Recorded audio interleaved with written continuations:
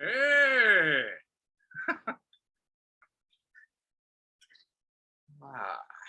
So I'm doing another session with my buddy Brett, who is my mindfulness coach. If some of you guys recall, he should be coming online in a minute or two. We do these sessions every couple of months as an update. He's a mindfulness coach. He's a licensed social worker. So he's got, really stout counseling background, but he also does a side coaching business that's more for mindfulness, mental health, all this other stuff.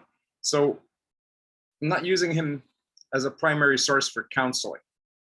I'm using him more for the mindfulness, greater sort of expansive idea of we need to go to a certain place in our different types of counseling. And one of them with him is regarding mindfulness, spirituality, being open to grander or more broad awareness. And, he's a real ace with non-duality and stuff. I'm just checking to see if he's in the meeting room or something. I haven't run a Zoom in a while, so I'm trying to remember what the hell I've been doing here. Anyways, yeah, I'm hoping he pops up here soon.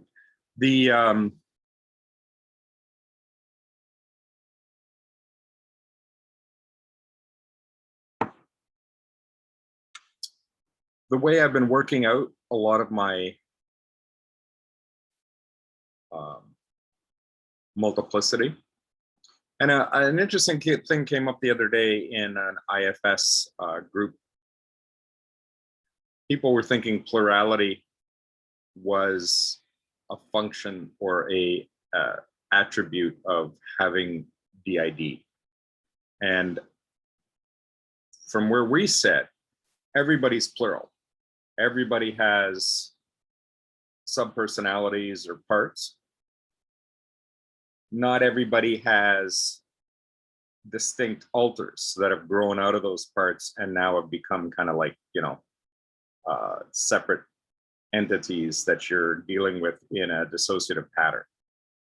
So over here, people with parts are still kind of like compact, and your parts are inside you, so you're integrated with them, but there's still subpersonalities that are competing and exchanging energy, and a lot of times sabotaging your life or creating these difficulties that are generally in the 20th century covered by DSM diagnoses. So I'm at a kind of a milieu or a hybrid mixing ground of looking at this stuff from a different perspective and saying all of these subpersonalities compete or interfere with each other in dysfunctional patterns to produce mental illness. And I've experienced this because now looking at myself with alters and learning to get those alters to sort of like, come together a little bit. They're like getting peaceful. They're doing this kind of like group thing once in a while. They understand there's opposing thumb that has this function. And I'm not even sure if I'm going to call this the adult or the self, but I think I'm going to call it the self. It's kind of like that evolutionary idea that once we got opposing thumbs, all of a sudden, all this new stuff became possible for us to manipulate and accentuate our environment. So the way I'm looking at IFS language, and some of you maybe are like lost here because you're not into IFS, but the way I'm looking at IFS language is your parts or your alters, if we're talking about full-blown dissociation, and then yourself, or what I call the indivisible. So indivisible is like that opposing thumb coming online thousands of years ago, and all of a sudden humanity, or whatever emerging species was happening, took a giant leap forward. So self. And I'm just going to look around here again, make sure he's not in the waiting room. What's going on? What's going on? Let me see here if there is a way to.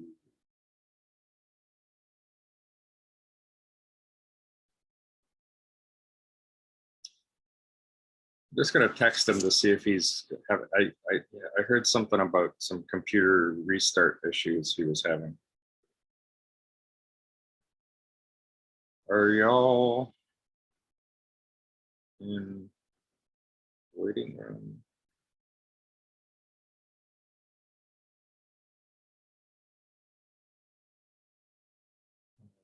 Don't see you.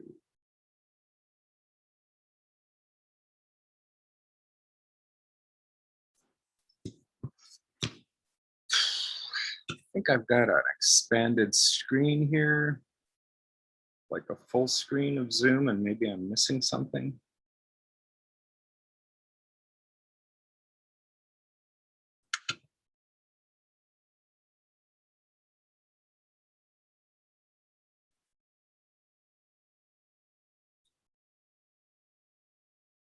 Okay, escaping full screen.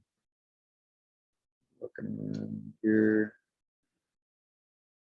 Where would he be showing up? Participants, that's what I'm looking for. Okay. My memory is like, some days it's okay, like if we're all firing on what I like to call 8 cylinders, we're super sharp about things. If we're on 5 or 6 cylinders, we're pretty good. But if we're just on 2, or especially if we're down to the littles and just on 1 or 2 of these littles, we can be like really blank, really kind of like limited in our function. And I'm learning to adapt to that. It's a weird process where I know when I have, I don't want to call it limited function. I want to call it instinctive function. So when I go into my instinctive littles, right, they're not so intellectual. There's intellectual things happening there and available to me, but that's not the focus. It's more primal, instinctive awareness. So a lot of that primal instinctive awareness, tons of these executive functioning things that are generally cluttering my mind just disappear. Like I don't think in terms around to-do lists or functioning in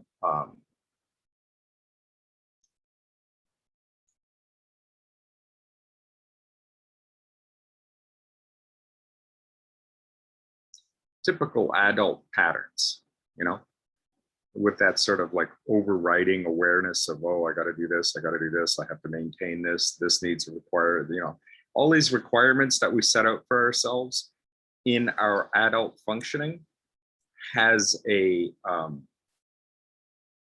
really kind of limited scope. So in other words, you can clutter up your desk with all kinds of crap and get nothing done. Or you can just sweep everything off your desk and say, okay, I'm not doing, business as usual anymore. I'm going into my instincts and my primal awareness. And so when my littles come in and, they're in the seat beside me, or they take over the steering wheel and they're driving for a while, I look at it as, this is a good thing. This is a healthy expression of where they're at, where they need to kind of like emerge from. And they haven't been doing that for 50 years. They've been hiding. So when they emerge and they're out, whether they're passenger seat influencing me or taking over the steering wheel and actually fronting, there is a totally different climate going on. And these climate changes, I did my last talk with you guys on the YouTube channel was around welcoming depersonalization, allowing depression to be kind of a feature of your existence in a different way. A lot of that was what you resist persists is an old Jungian, here's Brett, admit. So what you resist persists is an old Jungian idea. And so stop resisting things and see where stuff opens up for you. And I guess he's about to click his audio and his video here pretty soon. Hey. Okay, there we go. Made it. Oh my gosh. You had to restart your computer. There was some issue. Yeah, exactly. Good to see you, man. Good to see you. Yeah, how are you? How are things? Pretty good. I'm kind of in a really kind of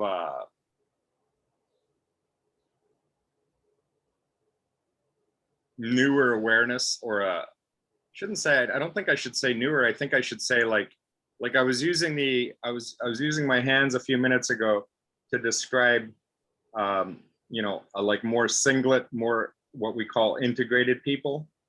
Okay. Who have parts, but they're kind of like, they're more compact. Okay. So in other words, your parts are subpersonalities, ego states that are competing within you, but you don't actually have full-blown alters. You're not separate out. And then I experiencing these separate alters, right? I'm not compact like this guy over here. Mm-hmm. I'm more spread out, and I can actually function on different channels with different alters. What I'm finding is some of these channels have a very open awareness that really takes me out of a lot of what I think as Ryder as the main host, the main adult. Mm-hmm. And we call him our representative. Mm-hmm. So he interfaces with everybody on a sort of social platform that's all agreed upon, and I'm a normal guy and blah, blah, blah. One of the little concepts I was recording. Do you see the recording button there, by the way? I do. Yep. Okay. Yep. I know it also told me when we started that we were recording. We did a session a couple of months ago, and I thought I was recording, and it didn't record, so I'm double checking with you. Yeah. So I was recording here for 7 or 8 minutes before you came on to say that self-energy, for me, when I'm looking at this now and I'm opening and you recall my, we talked about this a while back about running on 8 cylinders, mm-hmm. like these new Ford or GM engines that are in these pickup trucks and vans, and they'll run around town on 3 cylinders, using very little fuel. Mm-hmm. If the payload is light and the driving conditions are soft. Mm-hmm. So they're getting like 35, 40 miles to the gallon in 3-cylinder mode. Mm-hmm. And then they'll open up and do 6 cylinders if they've got a little bit of a load or they're pushing it a little bit. if they're on the highway with a big load, they're running on all 8 cylinders, right? Like, so it's kind of like this engine, what I'll call a smart engine. There's probably brand names that Ford uses or Chevy uses, whatever. But that availability to power up into 8 cylinders, you don't need that a lot. Right. So why are you running around town making 15 miles to the gallon? Right. 8 cylinders if you're just going to buy, get a couple of bags of groceries. Right. So what I've been looking at with the more streamlined, and I call what's happening for me streamlining. I don't call it integration. Okay.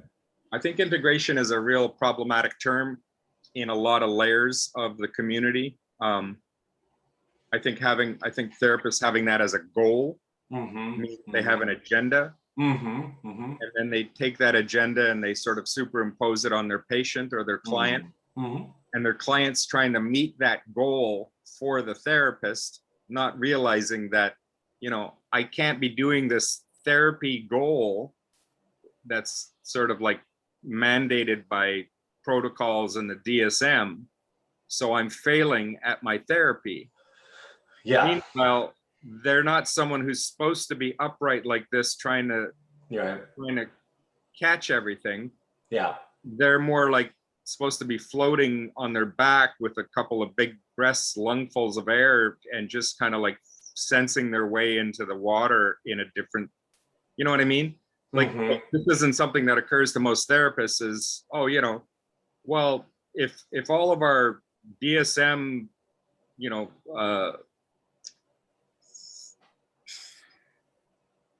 it's kind of like saying, if you're pursuing a therapeutic protocol with somebody, you're anticipating that they're broken. It's a pathologizing view, and carrying that pathologizing perspective into the interaction means that, well, if they don't meet this criteria, if they aren't functioning the way my agenda says they should function, then we're in a state of dysfunction, right? And meanwhile, there's a lot of people who aren't, for one thing, and I think I can say this probably of like 90% of the psychiatric survivors out there that I know. For one thing, most of us don't want to return to this upright little sort of like cookie cutter existence that is out there, that everybody else is subscribed to, right? Like, we broke away from that shit for a reason. So we're not looking to come back in and be like, Susie Homemaker or Joe Mailman or Bruce the Carpenter, or whoever you're supposed to go back to, that society telling us, oh, you got to go back to this guy.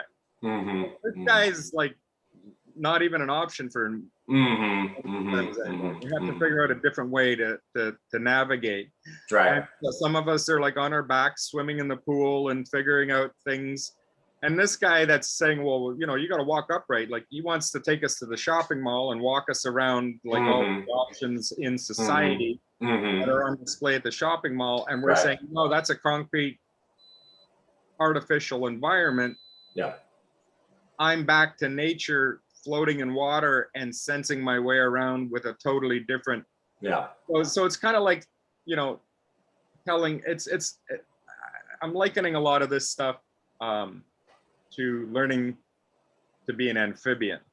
So in other words, we're all walking around as mammals, and we're all like, okay, well, this is what mammals do. They go to the shopping mall and, they load up on their stuff and they do this stuff and they participate in society this way. And that's all falling apart. Right? Like, that isn't even a model that we can go back to reliably anymore. So the fact that there really isn't an upright, like that whole idea of being, what is it, well adjusted to your environment.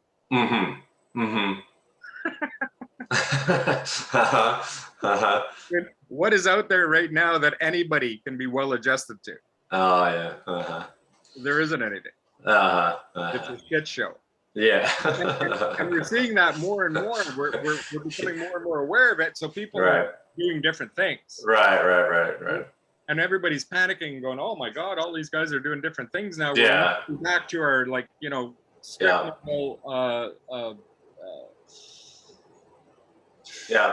you know, so the 20th century is behind us, is what right? And this is the 21st century, and then we just got to figure out a bunch of different ways to navigate things. Yeah. And what I'm learning with my explorations of plurality is I'm doing that. Right? Like I'm sensing these climate changes when I go into my littlest, who's like depleted and, you know, was stuck at a stage of just looking at this nothingness and attaching to sort of a blank void in order to dissociate from the pain and abandonment stuff that they were experiencing. Right? So now I'm looking at this void and I'm like, okay, I'm in this void regularly, like not by choice, but because this is what this 2-month-old baby is kind of like securing themselves, you know what I mean? And when I look at processes like meditation or mindfulness, where they're saying, okay, well, just let your mind, you know, stop holding thoughts. And if you can achieve that for 3 to 5 seconds, and then the thoughts come back, you know, and then you can kind of like work your way out of that and achieve a state of no thought again for a while. That's a meditative process. Right? So what I'm understanding, and I didn't understand this 6 months ago, but it's becoming more and more obvious to me, is when I did all of this big meditation stuff 30 years ago, and I got into exploring the depths of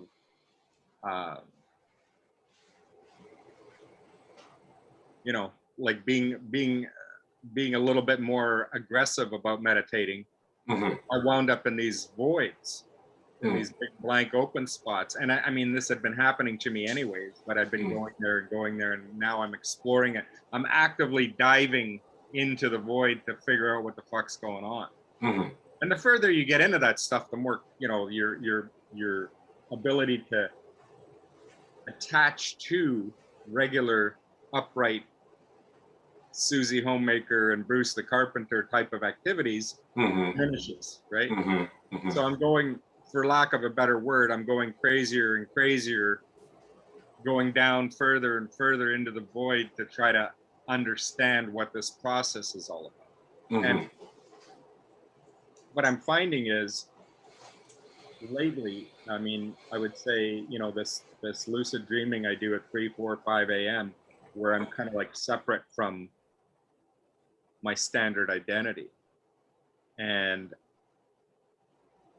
when I go into that process, there's the littlest, who's, you know, very bleak, but there's also the 4-month-old that's a traveler. And she's, you know, like the sprite or leprechaun in our system that's kind of like magical and puts things together and opens things up for us. So the little guy, we call him our bad cop baby, right? He's like, you know, totally like, fuck the system, everything's shit.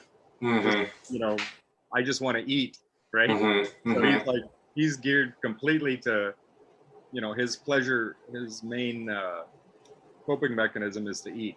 And you know, as a newborn in the nursery, the only time he'd be picked up most of the time is to be fed. So, and I've been getting into some stuff with some people lately. I've connected with a Tantra instructor who's, you know, Tantra's based heavily in the feminine masculine dynamic. And I've been relying on her more for advice or guidance into the feminine aspects of things more. Because, you know, I've got Lulu, the 4-month-old, Raka, the 4-year-old, and then Patience, the 12-year-old, as my feminine components. And when I say my, I don't mean to say riders, but systems. Right. I still confuse Ryder still confuses the idea that he's a primary person Mm-hmm. in the system. Mm-hmm. There's certain language deficits that will take us into that awareness or that perspective regularly. Mm-hmm. Mm-hmm. And Ryder doesn't even consider himself central in the system. He has a function, right? But he doesn't consider himself to be like upper management in this pyramid where, you know, he's the top and everybody else is below him. He actually considers us as a broad, like, you know, linear yet non-linear arrangement, more of a, I guess you would call it an anarchistic, our Facebook group is called Alongside Consciousness Exploration. So we're all exploring our consciousness alongside one another. We're not in a hierarchy. So I've been talking like a blue streak here for what, 10, 15 minutes.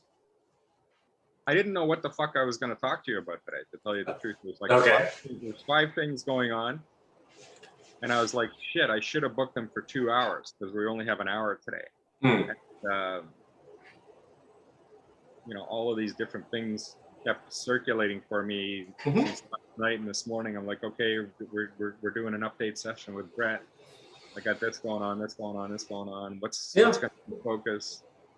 So all of this just blah. Okay.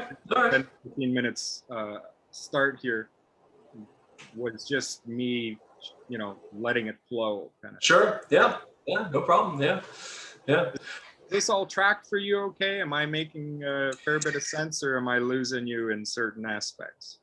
No, it does make sense. It makes sense. I mean, you know, it's always been, you know, as far as our dynamic, you know, I mean, this is stuff that obviously you've got, you know, you've got all kinds of understanding about this whole internal experience, the experience of the system. And that's something that, you know, I really learned from you about that. And so that's, you know, it's interesting. It's interesting. But it's something that, yeah, I'm pretty much on the sort of listening mode and understanding and like, okay. I like what you were saying about there's this thing in psychotherapy, certainly, that you were touching on where, you know, trying to get, it's a fundamental challenge for therapists that I think we generally are not doing a great job with, and certainly as a profession, right? In terms of getting people to conform, to comply. You know, we look at the DSM and we go, oh, here's this, well, you know, we just use that for insurance purposes. I go, okay, well, fine. But what is the big, you know, prevailing paradigm if it's not that pathological way of viewing people? What is it then? And I certainly see a lot of it, of the other way of viewing folks, you know, a much more mindfulness, kind of perspective. Mentioning in my talk before you came on how you have a dual practice, practice as a licensed therapist and then a mindfulness coaching side business. Yeah. So you have this awareness. This is a beautiful thing with working with you, is you have this awareness of what is the standard 20th century approach. Right. And then you have this overarching or, you know, layered awareness for the larger mindfulness, broader picture of how people can move into, what's the word I'm looking for, more fulfilling awareness or more centered awareness. Yeah, I think it's a good way. You know, as a shift in consciousness, you know, whatever. But yeah, very different deal than, you know, how do we get, you know, would you say Bruce the Carpenter? You know, how do we get them, you know, how do we get people into these? Because, man, it is so set up that way. So it's really hard to, on the one hand, kind of give lip service to that, which I think good therapists have to do. But then really be grounded in a completely different kind of paradigm. Right. You know, they're kind of like, you know, I think for the most part, there's a lot of confusion about that. pretty understandably so, but it is that way in the profession. Yeah, this is what's beautiful about IFS. Oh yeah. Family systems is not looking at anybody with a bipolar diagnosis, personality diagnosis, or a anxiety, depression picture. They're looking at people as, okay, you've got parts and they're competing in certain ways and they're functional because they're not, they'll use the word integrated. I'm going to use from integrated completely. I'm using it because it's a 20th century term. But what I'd like to use more and more is streamline. Yeah, I like that. Yeah, so, streamline. Yeah. So you can become streamlined and function in a smoother pattern when it's required. And what I'm doing when I ride my motorcycle, I'm streamlined as fuck. Right? If you had to say to looking at me and you're saying, okay, how integrated is this guy, or how potential for you know, better functioning down the road? Because right now my days are like just I'm really out there. I'm not packaged in the Bruce the Carpenter, Susie Homemaker. No. Yeah. Yep. Right? And I'm like, okay, I got to figure out a way to get back down to earth and function with some value in my environment. And what I'm doing now is I'm stepped so far away from what all the dysfunction in the environment is that the work I'm doing out here, I think is of value, because I'm saying, okay, listen, stop calling it integration. That's a 20th century concept. Call it streamlining. The reason that we're going with streamlining is, yeah, when we ride the motorcycle, we're primarily rider. And I'm holding up my thumb here, and I've been using my thumb to designate IFS self. Okay. Rider has that self energy, or self is more present when we're riding. Okay. A very dynamic, very strict requirement activity where you need to be in balance. You need to have situational and dimensional awareness. You know, it's an art. So we're expressing ourselves in an artistic way, hopping on that motorcycle, and we are streamlined. So I'm looking at this, like, for a while there, when I first got busted up and I had all the broken ribs and broken shoulder blade and everything from the accident in 2018, I was looking at this and going, oh man, I don't know if we're ever going to get back on the bike. You know, I knew I wanted to, and I knew that riding and you know, being on two wheels was nourishing to my soul and sort of where I fit, where I had that sort of like experience of my essence. So for other people, it might be dancing. You're a dancer all your life, you know, you dance for it, and you get into your 60s or 70s, you have knee problems or whatever. Can't dance anymore in my life. It's sort of a find where you're functional versus ruminate on where you're dysfunctional. And what I've had to do in the last 2 years is a lot of rumination on where I'm dysfunctional. That's just because, you know, I thought I was one guy. Now I've got all of these others. And so to do more things that are streamlining, like when we get on the bike, we've been riding for, you know, over 40 years. So when we get on the bike, that's like second nature to us.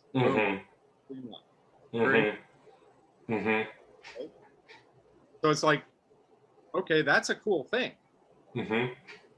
So many other areas of your life, you're blown apart and you can barely function.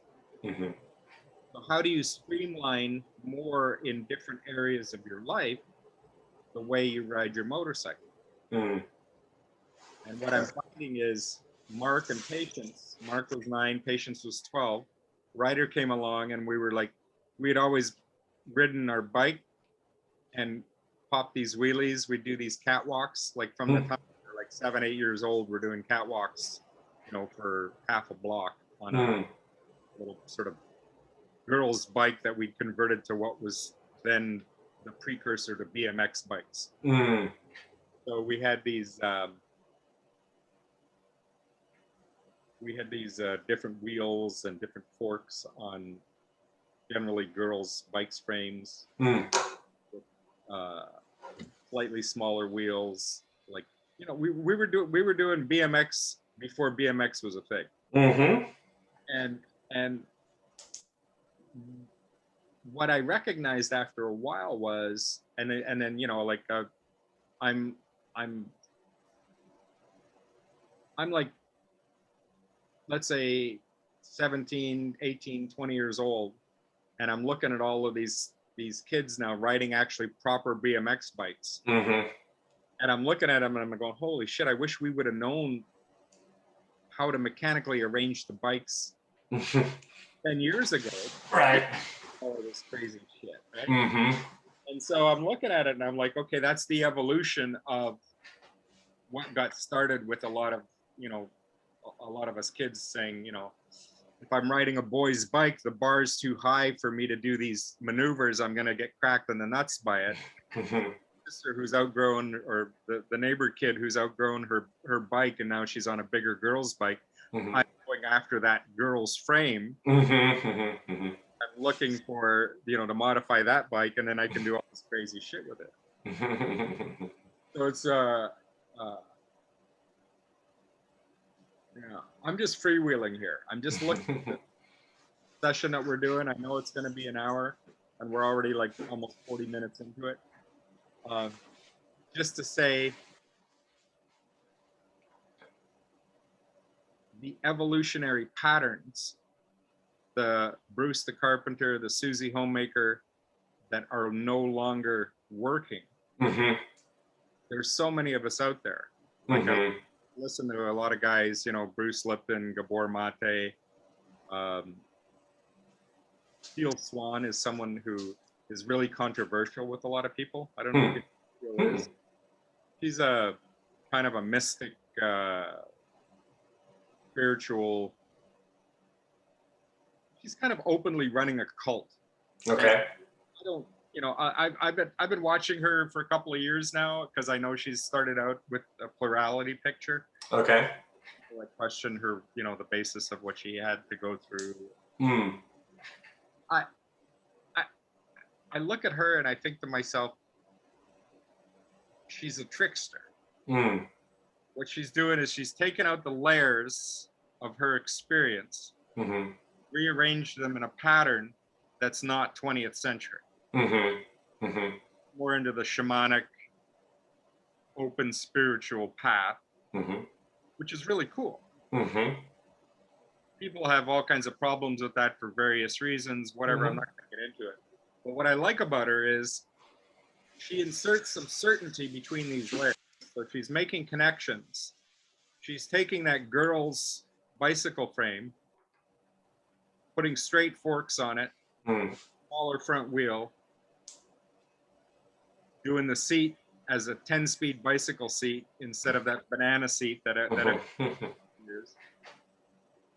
Taking all the fenders and bells and whistles off of it, taking the handlebars out from those big, you know, chopper style sissy bars, of aggressive, you know, like straight mountain bike type of handlebar. Right.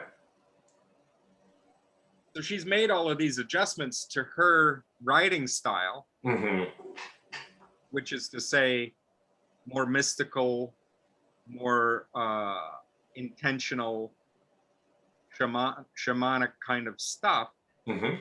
She's riding a totally different style now, that everybody else is looking at and saying, oh, fuck, that's crazy. What kind of fucking bike is that? Meanwhile, she and, you know, a number of other people in the sort of like turn of the century, beginning of the 21st century more open, more intentional awareness tribe, if you want to call it that, are doing stuff in the beginning of the 21st century that is going to get expanded on and expanded on and expanded on. You're going to see in the middle of this century and towards the end of the century, we're going to be doing all kinds of crazy shit. I talk in one of my earlier videos, I laid out some of my philosophy for patience and self-energy, what we call our indivisible. A couple of our YouTube videos called Alongside Consciousness Explorations. There was number 1, Alongside Consciousness Explorations number 2. Number 3 went a little sideways because we sort of broached into more of Patience's fire, for lack of a better word. So we were not so engaged in consciousness explorations, but the kind of hang up. So when I look at self energy for myself, that opposing thumb, that new evolutionary capability, and I look in my system for what is our positioning. I see patience as that aspect that can meet self more cleanly, because she hasn't been consumed with the I need to grow up and be Bruce the Carpenter or Susie Homemaker.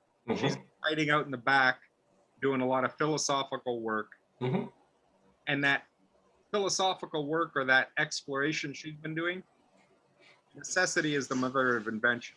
And so what she had was very little attachment. She's the protector or persecutor in the system. She had to find her way out of sort of a lot of bleakness. I don't know if you got around to it. About a month ago, I put out this video called Welcoming Depersonalization and Derealization, Allowing Depression. Okay. I can't remember if I sent it to you or not. Okay. I'm not sure. Yeah. But anyways, we get into discussing Spider, who's the littlest one, and how he has this attachment to the void. Because when he was a baby and experiencing the medical trauma, the pain, the abandonment, you know, he turned to things to try to attach to different things. There was no steady caregiver, so he did nothing, which was a comfortable thing for him to attach to, based on what his other options were. So that in and of itself lays the foundation for depressive, dissociative, depersonalized, derealization patterns on the doorstep of our earliest, youngest selves experiencing broken attachment trauma of one stripe or another. So I didn't realize that Ryder, because he really only came online at 13, 14, 15 years old, couldn't feel down into those littles. They broke away from him to hold that trauma so that Mark could carry on. Mark, you know, being the center of our system. Patience for a while taking over from the age of 10, 11, 12. And then she's looking at the adult picture and going, fuck that. I don't want anything to do with assholes.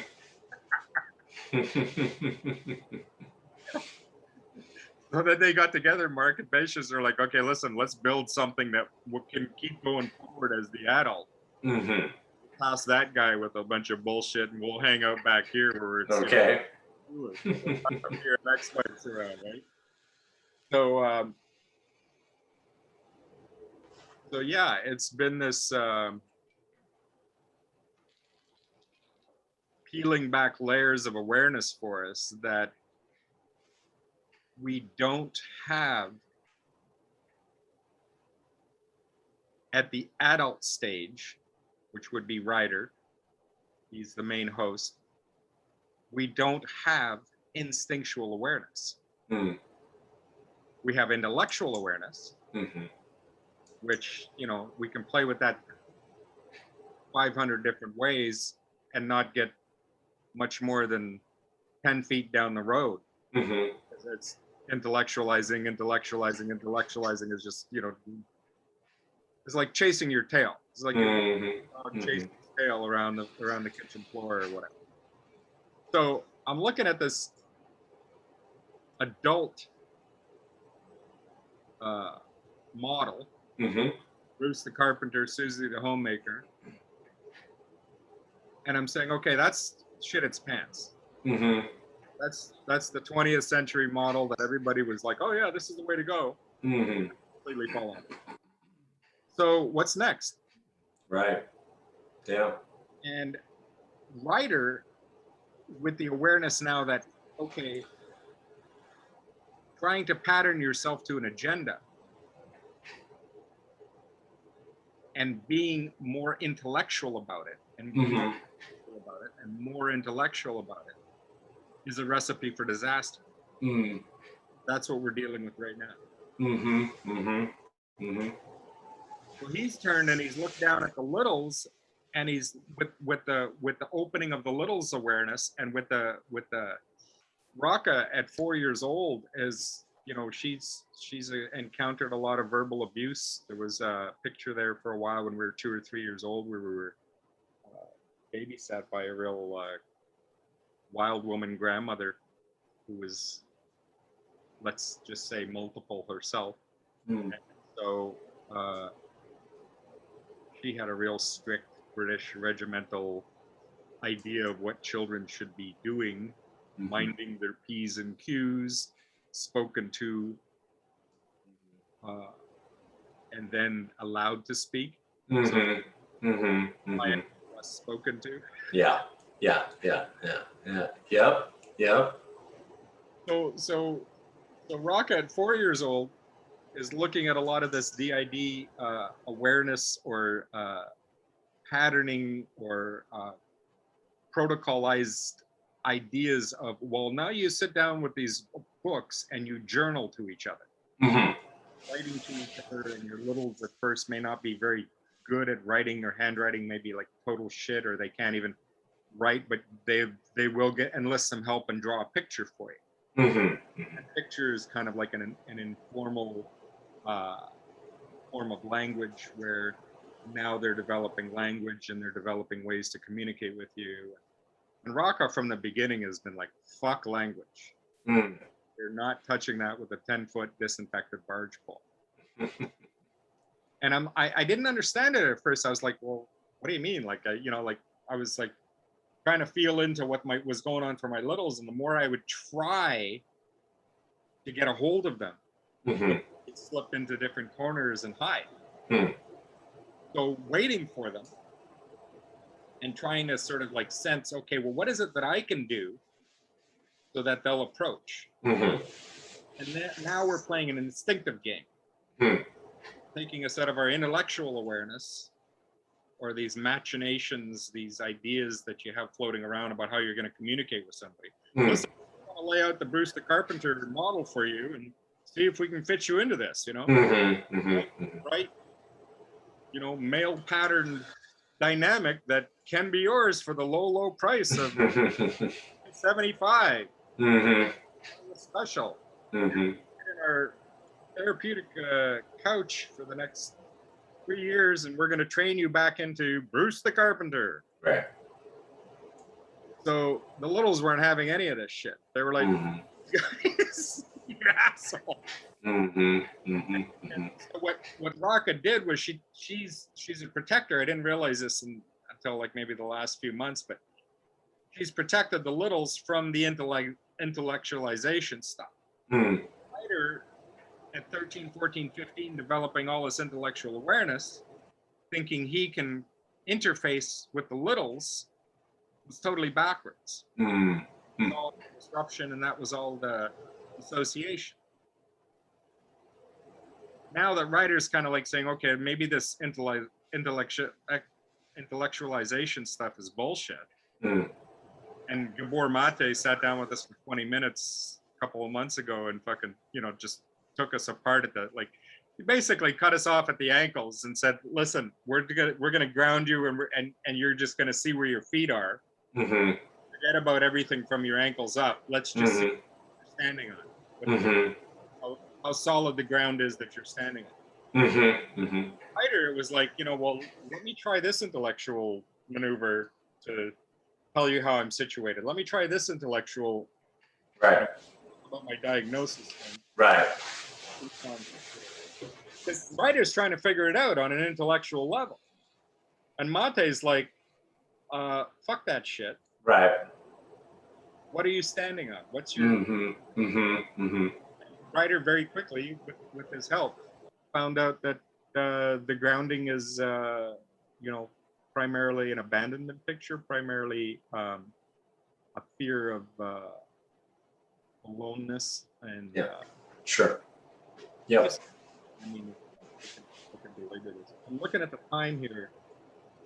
Yeah, we're okay. I mean, because we started 10 minutes late, so we've got another 20 minutes. If you want. Okay.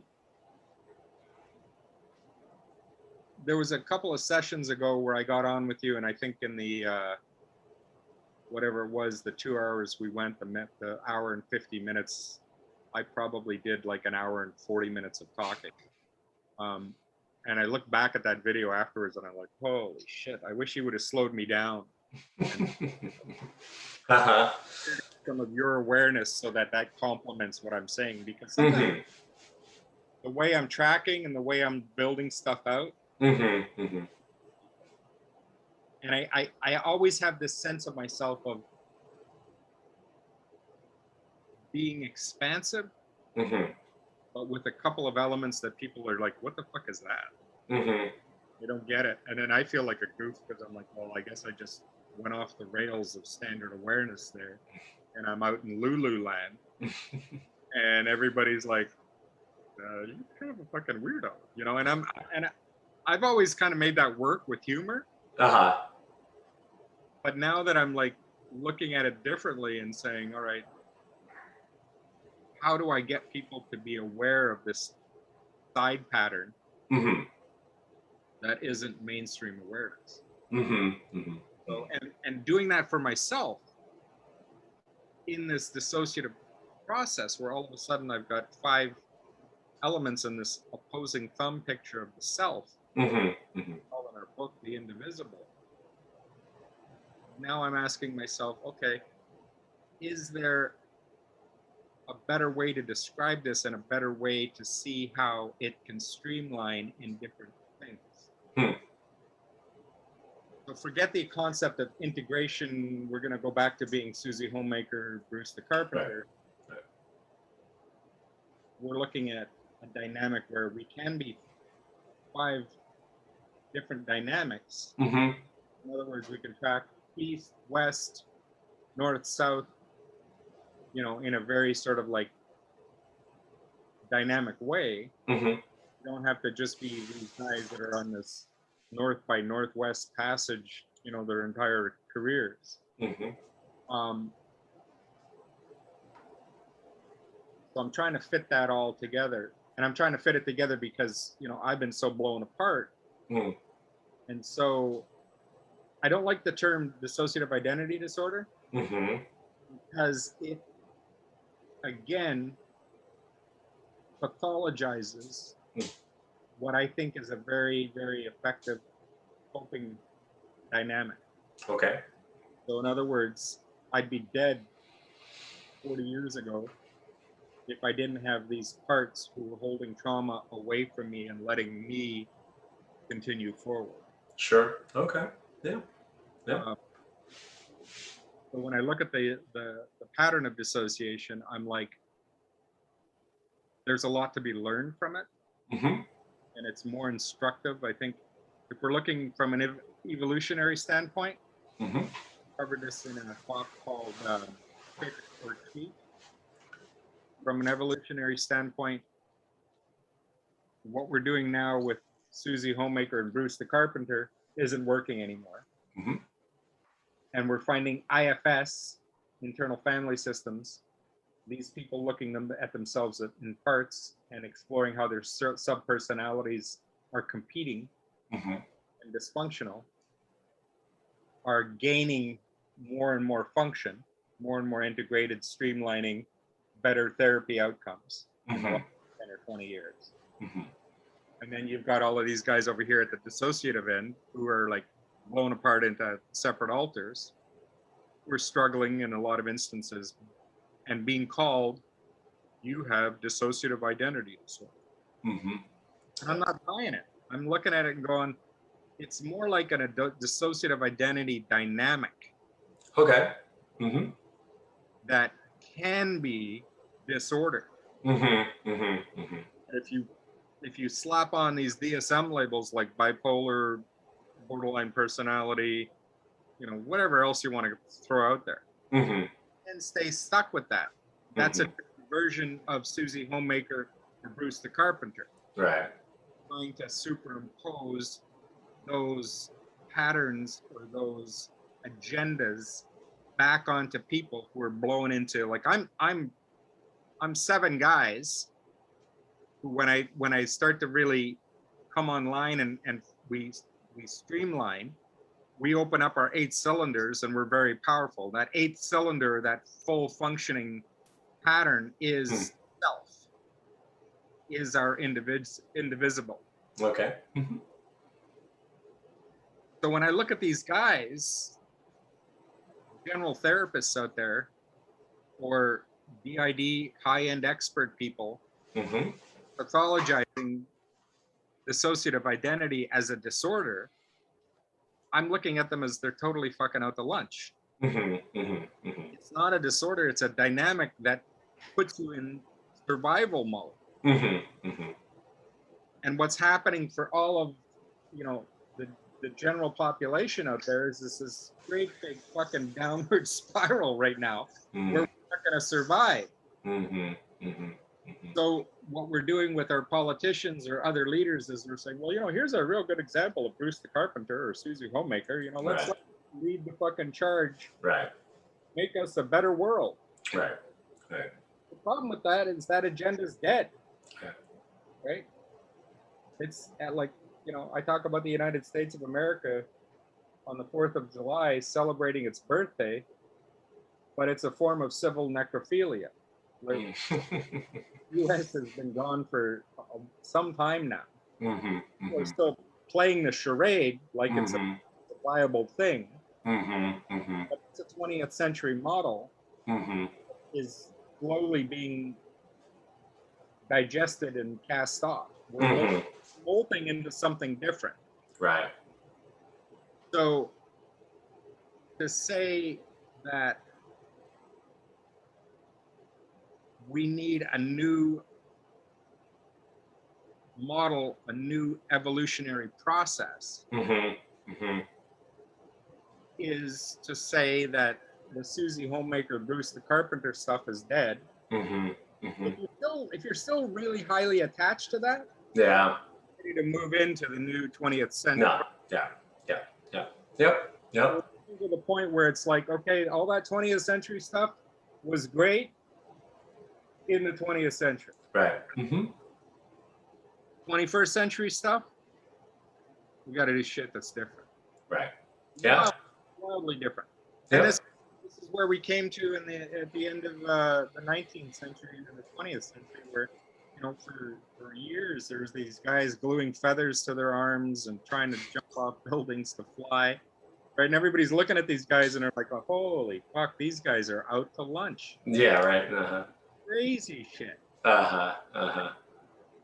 And then after a while, and I cover this in alongside Consciousness Explorations #2, there was a shift in awareness where we're not just focused. How do I do this normally? We're not just focused on our individual, our confined pattern of Susie Homemaker and Bruce the Carpenter, because that is always several hundred times a second in the quantum movement, opening to everything, and then confining itself, and then opening itself.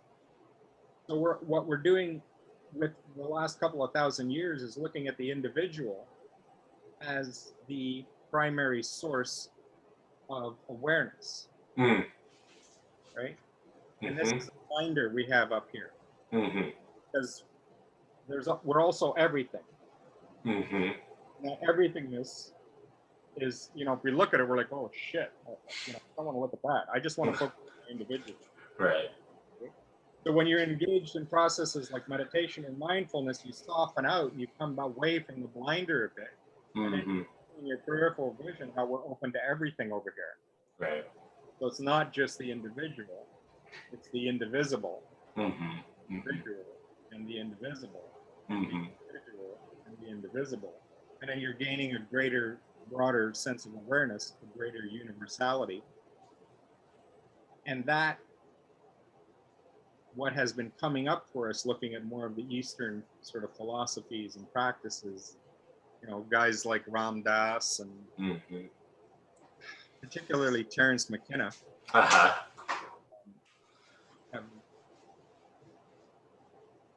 basically said, you know, what we're doing with culture is not effective. It's a confined pattern. Right. We need to open. Yeah. So we're only focused on the confinement, and we're going to stay confined if we do that. Right. Be careful what you wish for. Yep. So that confinement, this is a good spot to be in when you need to execute something. Stable, confined presence, which is useful, Right. to operate from. Right. Streamline. Right. Yep. This openness that most people are uncomfortable with, and religions will call it God or whatever, you know, they'll get into all kinds of half-assed analogies for it, but it's your indivisible. So you're everything, you're confined into an individual, you're everything, you're confined into an individual, you're everything, you're confined into an individual. So what I'm saying is in the 21st century, you're becoming aware of your everything. And when I say that I'm learning to look at myself, energy, my indivisible, as my opposing thumb in this arrangement, that awareness of being everything is evolution. So sticking with confinement, this patterned, integrated Susie Homemaker, Bruce the Carpenter picture has had its day. It's time to move on into the 21st century. Sure. So that's a lot of what I've been doing, and I've been doing it at a low packaged level for myself and my different alters. Say, okay. And you know, when Patience wrote our book like 9 years ago now, she was talking about the indivisible. She was talking about forget evolution if it's got to be this totally fucking new thing, you know, that comes out of some exotic factory in name an area of the world that isn't industrialized, like maybe, I don't know, Tonga. And actually Tonga is a great example because up until recently everything in Tonga is community property. Not a monarchy, right? But it's a community, very communal run place. You know, if you set your camera down on the beach on a rock and go swimming, someone, oh shit, a camera, I could use that. Let me take that, I'll go and take some pictures of my family. They don't think of it as stealing. That's a camera sitting there not being used, let me go use it. He comes out of the water and he says, hey, somebody stole my camera. And it's like, no, one of the Tongans saw that it wasn't being used and they're utilizing it, you know, over in the village right now, taking pictures of their family. Right. Totally different mindset. I love that I came Tongan just now. But the awareness that we're everything. You know, you've got these billionaires right now like Branson and Musk and Bezos pumping all of this fucking resource into shooting themselves into outer space. I think of them as like these guys in these really high-end 4x4s at the base of Mount Everest. And they're like, I can make it to the top. Gun their engines and they're steaming up the side of Mount Everest in a 4x4. Like the first third of the mountain, there's actually carved roads and tracks leading up the mountain to the base camps or whatever. So they're charging up and they're making it up like a third of the way, half the way with this 4x4. And of course, you know, the terrain is too steep. They're not gonna make it. They're putting themselves in the outer space, going, "Yo, out here, man! This is where it's all happening." If you think of ourselves as a simulation, which is more and more of what, you know, people with quantum awareness and high-end physics backgrounds are looking at ourselves as, projecting out there is what's inside of us already. We're running the simulation of space, and they're saying, "Oh, we're going to go explore space." Already all right inside us, right? So it's like, okay, you know, get your supercharged 4x4s and run them up halfway up the side of Mount Everest. Watching you. Yeah, these morons. They're they've got these really high-end technology with this monster truck, whatever. Or, you know, it's fun to watch. Like it's a distraction. Sure. Guys running these trucks up the side of it. Now, are they going to get to the top of Everest? I don't know. If they get a big enough helicopter to pick up the truck and just drop. I just look at the whole process and I'm like, yeah, you've got an addiction or a compulsion being more than what you want. And to go about it with all this technology and stuff, banking your fortune in a confined space where only you and your buddies access it, taking you up the side of Everest looking like a bunch of fucking jerks and everybody else standing around going, okay.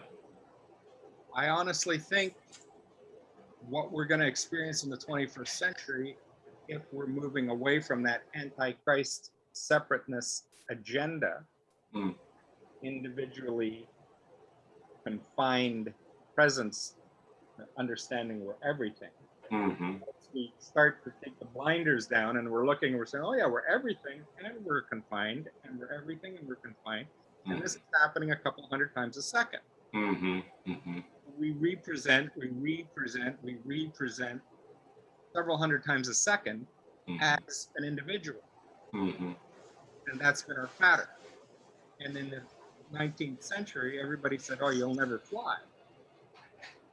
In the 20th century, the Wright brothers came along and said, well, you know, we've been sitting there thinking about this confinement problem that we've been having, where we can't. And we figured out something, you know, we kind of opened ourselves to the awareness that, no, we can fly, even though that's not, you know, a standard agenda for everybody. And no, we can do it. And they figured out the airfoil shape and the propulsion and the how to build a flying airframe. So it's heavier than air, but with the right propulsion and the right dynamics, it'll fly. But what's going to happen for us in the 21st century? As far as I'm concerned, we're a couple of decades away, maybe max. At least by the middle of this century, we're going to be levitating. And we're going to be levitating because this blinder that we're everything has been discovered, and we're disassembling. Now, we still want this blinder up are the Susie Homemaker, Bruce the Carpenter people. Because that's really what it's all about. Stick with my track. I've got the right 4x4 that's going to get us up the side of Mount Everest. Right? And that's a compulsion. That people have to certainty. Oh, my way is going to work. Right. Yep. Absolutely. Take the blinder down, you're everything. Whatever you want to work will work.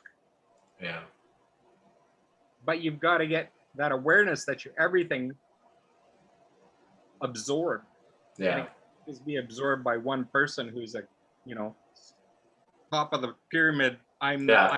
the master. Yeah. Right. To absorb it alongside everybody else. Yeah. Yeah. You can't be, you know, so like I get into this stuff with patients in the dark corners she's explored, and she's like, fuck, you know, Charlie Manson, Adolf Hitler, Vlad the Impaler, Genghis Khan. These fucking guys are Boy Scouts. You know what I mean? Like if you're a human being with everything going for you, you can make what those guys are doing look like a fucking day at the beach. You can destroy this world time after time after time. You can take it through this big downward spiral. You can be stuck and obsessed with your individual and sink us, right? I've got the new technology. I've built this ship. It's got all of these watertight compartments, and it's nobody's ever seen anything like it. We call it the Titanic. So you fucking charging across the North Sea, and there's these guys on deck looking at these icebergs whizzing by, and they're like, "Holy fuck, this ship."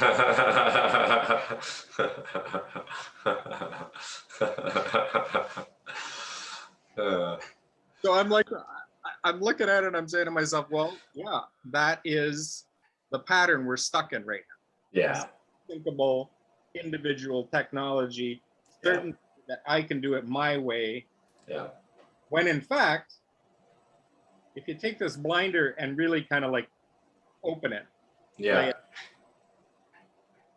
and come into that awareness of our openness. Yeah. Yeah. There isn't anything that we can't do. The language that we use, words like impossible, that's going to be like, I don't know what an ancient word that we're not using anymore because it was just a backwards concept. It's like blood clotting, right? Yeah. 17th century, you're sick. The guy shows up at your house, cracks open a couple of your veins, drains a couple of pints of blood off you. So the next day or the next couple of days, you're either dead, which means, oh, he was treatment resistant. Or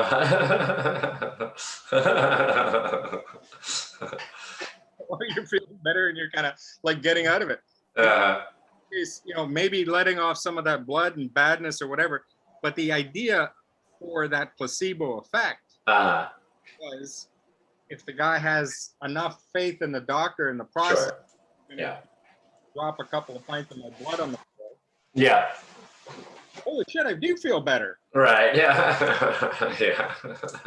Well, I'm improving. I'm you know, and everybody's like, oh my God, this doctor's a fucking genius. Yeah. Right. Yeah. Like, I don't know how that worked. You know, probably 90% of it was the placebo effect.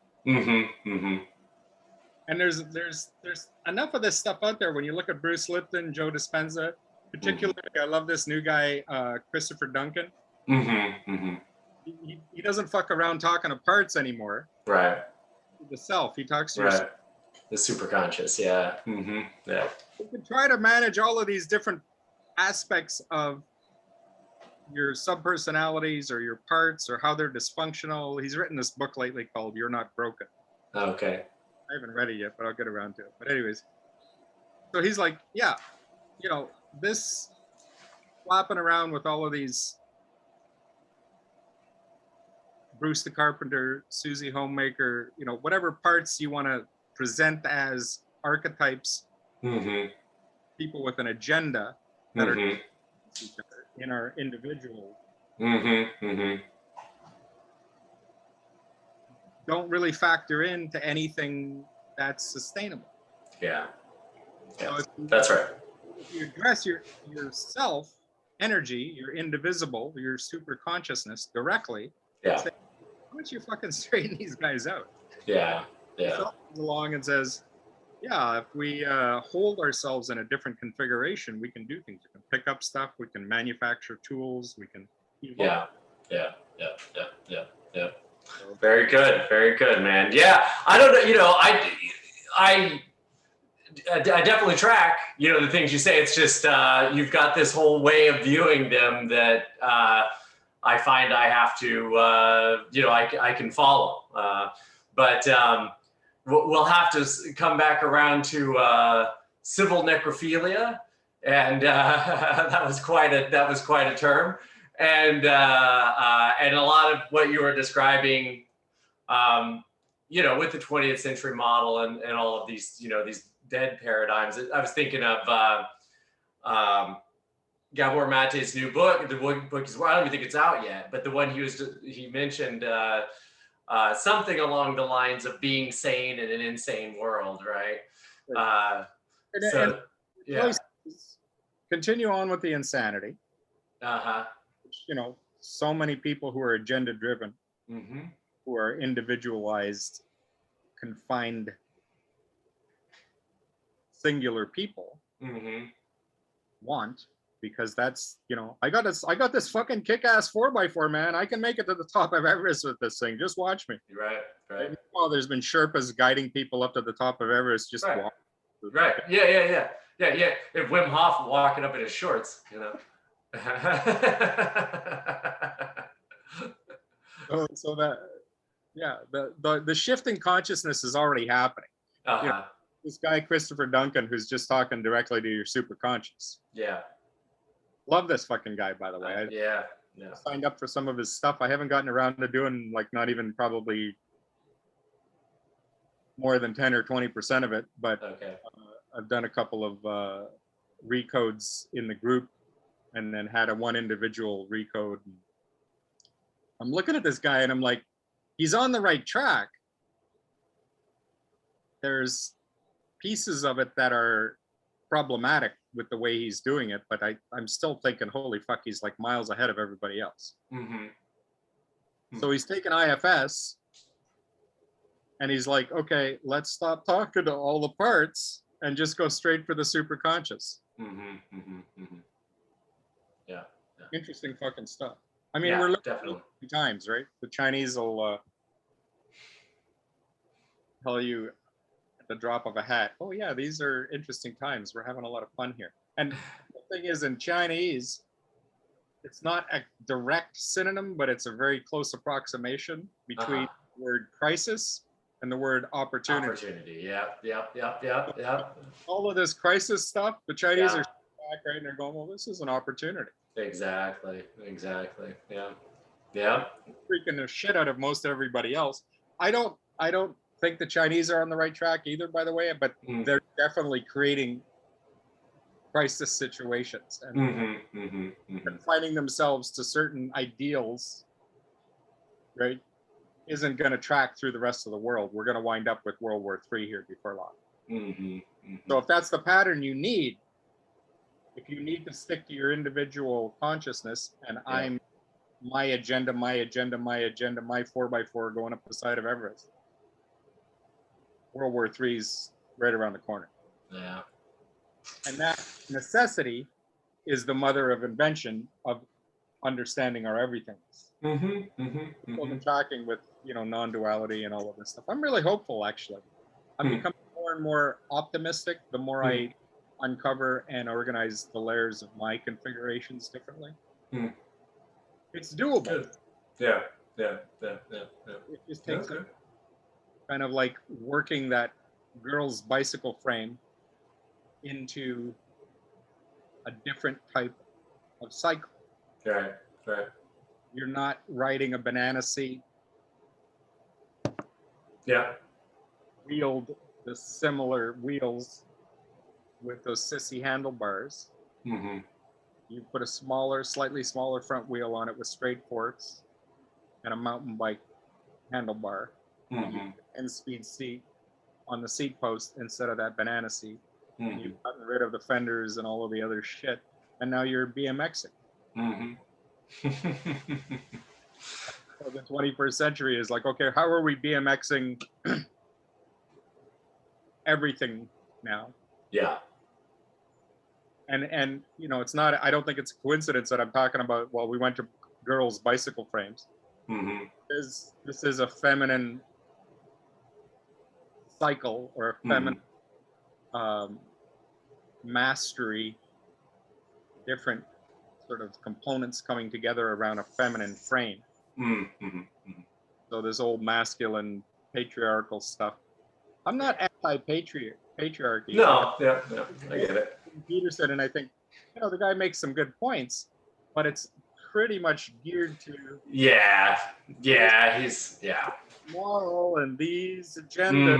We're gonna make this shit work. Yeah. He's pretty linear and pretty hierarchical. Yeah. That 4x4 halfway up the mountain. We just got Yep. Pedal to the metal, baby. All right, man. Really good, Mark. All right, bro. Very interesting stuff. You getting this out on YouTube. I'm sorry if I kept you too long. It's all right. No problem. No, we were good. I appreciate that. I was, we had the late start and all that. So take care, and I look forward to seeing you again soon. All right, man. Take it easy.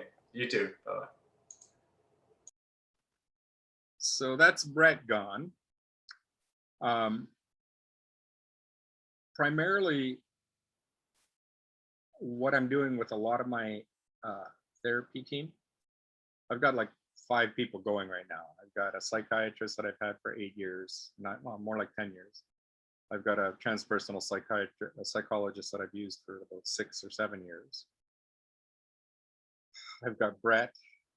I've got Brett is new this year, but in the last couple of years, I've also picked up a DID peer support worker who's, has DID herself and has identified for me patterns in dissociative awareness that aren't to say, I'm a DID therapist expert and you will follow my agenda. She's like, well, there's this pattern, there's this pattern, there's this pattern, there's this pattern, there's this pattern, there's this pattern, there's this way of doing it. You can swim on your back and just sense yourself into the water instead of trying to stand upright and become Susie Homemaker or Bruce the Carpenter again. So she's like, what works for you, right? She's aware of enough of what's been going on in the dissociative world to say there's like dozens and dozens of different ways to skin your cat. You can get locked in. And one of those ways is you can get locked in with a high-end DID therapist. You can have one therapist guiding however many of you to get back to a Susie Homemaker, Bruce the Carpenter upright position. That's one way to handle your dissociative identity. What I'm doing is I'm taking my dissociative identity and I'm looking at it and going, I don't know, I think this is a kind of a gateway to opening to my everythingness, right? And I know I'm using hand signals that are like a little bit convoluted back and forth. So there's paradox, there's duality, and getting comfortable with the duality, getting comfortable with like 2 ideas competing at the same time, both having validity. You just have to know which layer to apply that validity on. Get that opposing thumb awareness working. When you, if you do go back and look at alongside consciousness number 1 and number 2, you'll see that the ego states or the alters or parts are all valid. They all have function. They're not competing anymore. They're not dysfunctional. They're opening up a circle and holding space for the self energy. This isn't fucking rocket science, it's pretty basic shit that we've all got layers of this stuff happening. If you don't have completely blown apart alters, you do have subpersonalities or parts within yourself that are, if you're tracking decently, maybe they're not that far out of alignment, and maybe you're able to experience some success with the Bruce the Carpenter, Susie Homemaker picture. But since that Susie Homemaker, Bruce the Carpenter stuff is mostly 20th century, dynamics that are no longer working in the 21st century, you got to look at this stuff differently now. You got to say, well, okay, the Susie Homemaker, Bruce the Carpenter pattern has dropped away. There are people still adhering to it, and they're mostly wanting to live in the 20th century, which is fine, right? But the 20th century was like 20 years ago. We're clearly stepping into the 21st century now, and we're having to do things differently. And standing up as Bruce the Carpenter and Susie Homemaker isn't cutting it anymore. And what I'm doing is I'm getting on my back and I'm feeling into the, you know, the vast expansive universes, multiverse around me. And I use that body of water as an example of that. And I'm opening and feeling my way into that with different strokes, different maneuvers or configurations to float that awareness, to be part of that body of energy. So does a tree make a noise if it falls in the forest and no one is around to hear it? If you're a body floating in the middle of the ocean, are you still a body, or are you part of the ocean? I'm looking at being the ocean. I'm looking at, you know, opening up that kind of broad awareness, physicality, moving into the 21st century as something different than Bruce the Carpenter or Susie Homemaker. Because we have to. I've been faced in the last couple of years with all of this disrupted pattern. And I think it's been a gift. I don't think dissociative identity needs to be disordered. It does take some getting used to. It's like, you know, okay, we're taking the training wheels off your bicycle. You're going to crash. You're going to spend some time on your hands and knees with scraped up knees and road rash across your hands and elbows and everything, because you're not going to ride that bike in the first 15 minutes of riding the bike. You know, like you'll ride it, you'll go down the street in a straight line and everybody will be like, holy shit, they're riding the bike. But let's take you out on some corners and some whoopty, you know, bumps and jumps and shit, and you're going to go down. So when you're functioning as a high-end BMX rider doing all of this crazy shit, now you're a cyclist.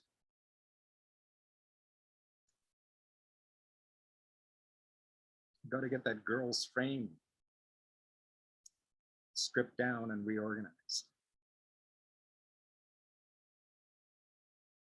So yeah, I think the one big thing, and I didn't cover this with Brett, but I think he would agree with me. When you've survived the psychiatric or psychological system for a decade or two and been mishandled and been mishandled and been mishandled, and you're still on a boatload of fucking medications, you're still depressed, you're still suicidal, you're still, you know, a bunch of other things that are just like you're constantly clinging to the side of the lifeboat, hoping, you know, that you can get in the lifeboat after the Titanic's half sunk or gone completely under. And you're like, holy fuck, you know, it's too bad I can't swim in this water. It's so fucking cold. You know? So maybe people have given you a life jacket, but the temperature of the water is going to kill you. Here's where learning to levitate becomes the necessity. The Titanic sinking isn't a bad thing.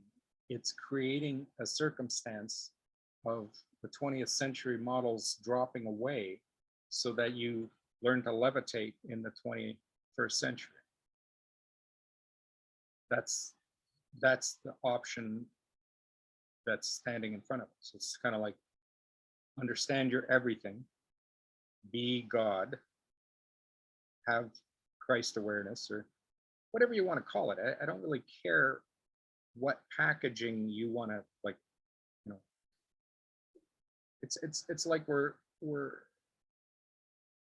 being everything, and maybe we'll accept certain logos or certain sponsorship on the side of our everythingness to say, well, yeah, this is Christ consciousness, or this is Buddhist awareness, or this is Sufi mysticism, or this is Zen stillness. I don't give a shit who you want to like approach the levitation pattern with. There's certainly valuable things in your toolkit already from the 20th century that you can take and adapt to your everythingness in the 21st century. There's some linkage there. The 20th century became ahead of, if you're taking time in a linear fashion in one direction, came ahead of the 21st century. So you can carry certain things from the 20th century into the 21st century. Those things aren't going to be as critical once we're all levitating. Once we're all levitating, you know, you look over at each other and go, yeah, some of those Buddhist ideas are pretty cool, huh? But look at us now, we're doing all of this new shit.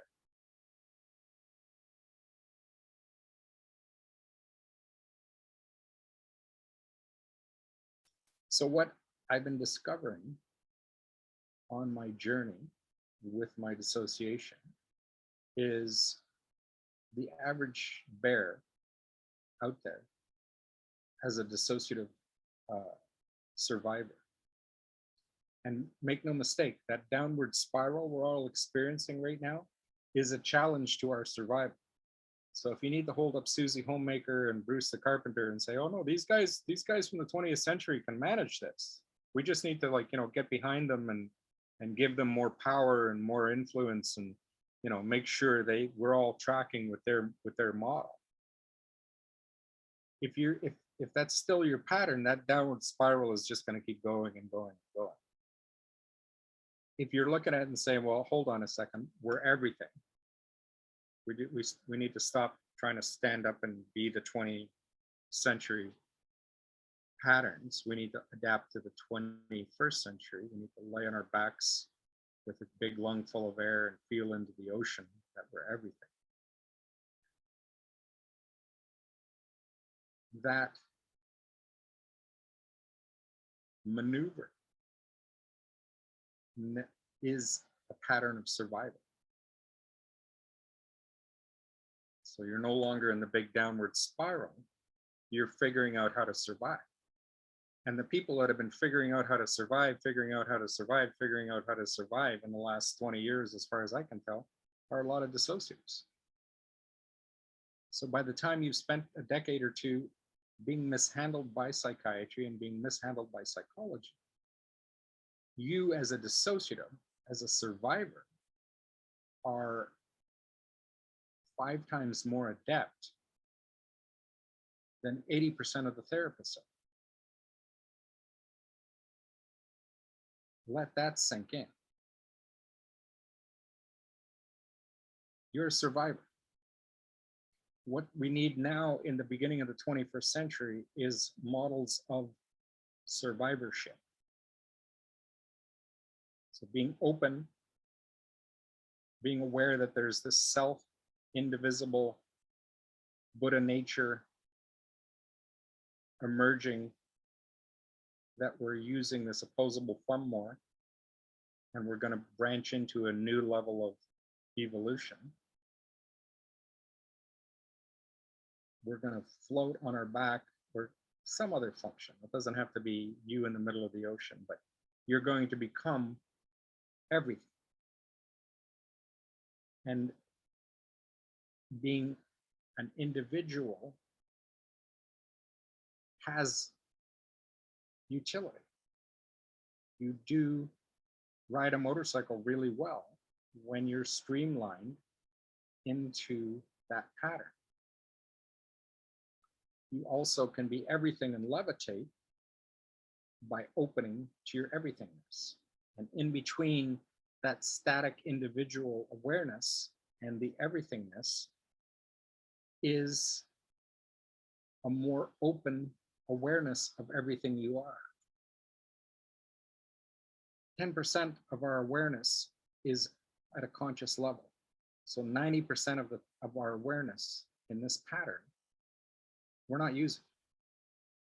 You look at a dissociative who's becoming more aware of these different layers, and yes, they can be dysfunctional with this, and in this present framework of 20th century thinking, they can be submerged and sink to the bottom of the sea after crashing off the Titanic, or they can learn to levitate. So the dissociative is the necessity of all the dysfunction and all the brokenness in the 20th century and the last 20 centuries of Antichrist, individual, dog-eat-dog, cutthroat existence, where we compete, and now we're coming into an open awareness where we're everything. So does the necessity for competition really mean that much anymore? No, not really.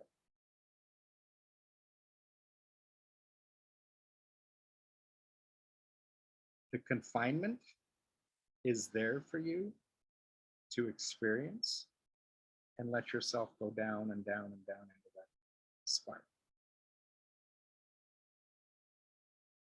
You're welcome to it. I mean, it's, as far as I'm concerned, this has been happening over and over and over and over and over and over and over again for all kinds of different worlds out there. All kinds of different worlds get to a stage of confinement and collapse, confinement and collapse, confinement and collapse.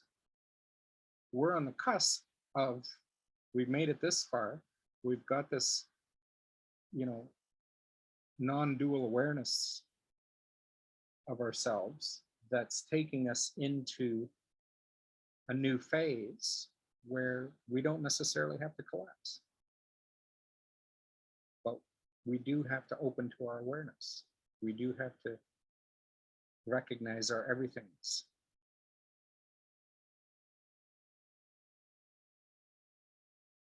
I don't care if we collapse. We'll just fucking float around as inert, mostly inert beings for a couple of billion, maybe a couple of trillion years, until life starts to sprout back up again in some other dimension, in some other multiversal quadrant, in another planet, in another solar system, and we'll start all over again. The question you have to ask yourself is, with all of our understanding, with our non-dual back and forth, do we advance into a more open awareness of everything else and survive? Or do we stay closed and collapse?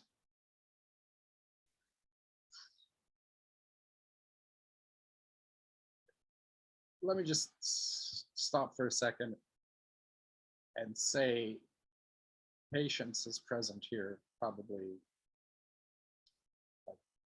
She's not just a third of us anymore in this talk we're doing. She's running like half of our system. Whether or not, I still haven't figured this out. Ryder is a combination of Patience and Mark. So Patience and Mark got together, formed Ryder. There's a triad over here, or I should say maybe over here in the 20th century. Okay? In the 21st century, Patience is linked up with Lulu, who's our leprechaun magic, you know, chica. And Raka has a different function. She's holding a sort of that instinctive pattern. Patience is more the intellectual pattern. Lulu swings in, combines with Patience, and there's this picture for Ridicu. Now, does that mean Ridicu is our self, our individual? or I'm sorry, are indivisible, and writer is the individual. If you read our book, there's layers to this that can go in different directions. We have to get the book out, but yeah, I think there's a lot of terrain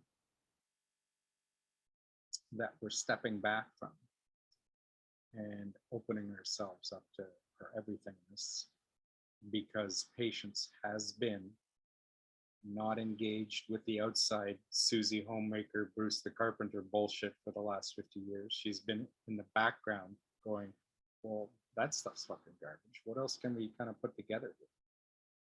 And for the past 30 years, since all of this big meditation swing stuff we did, confronting evil, moving ourselves into very uncomfortable positions to figure out what works and what doesn't work, we've evolved.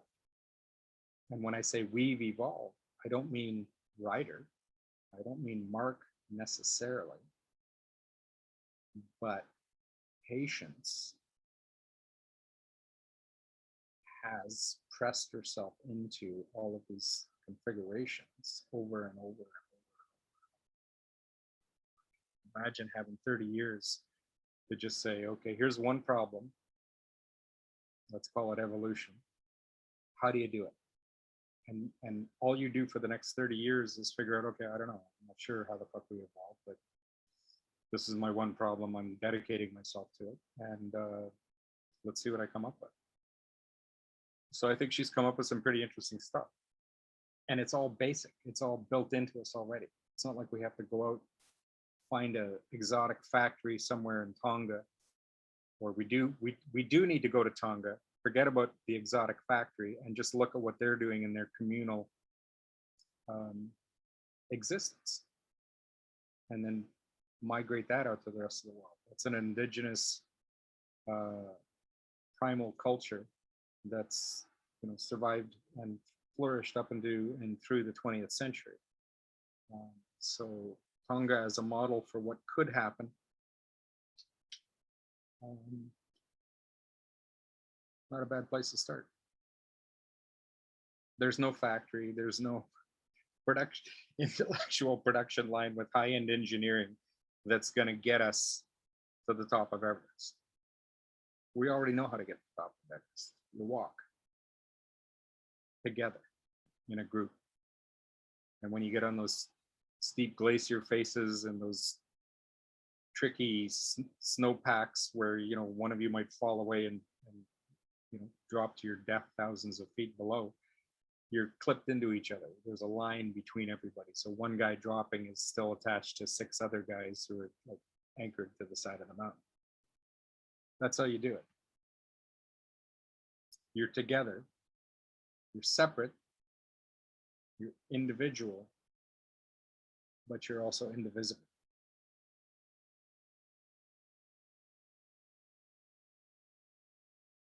So the Everest ahead of us is, how do we evolve in the 21st century?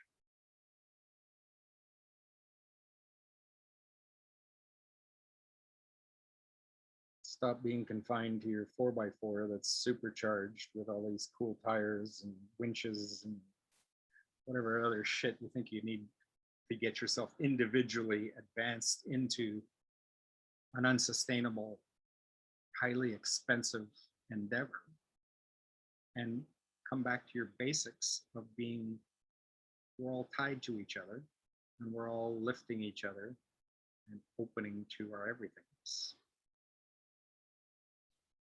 I think I've said this like 5 different ways in the last hour and a half.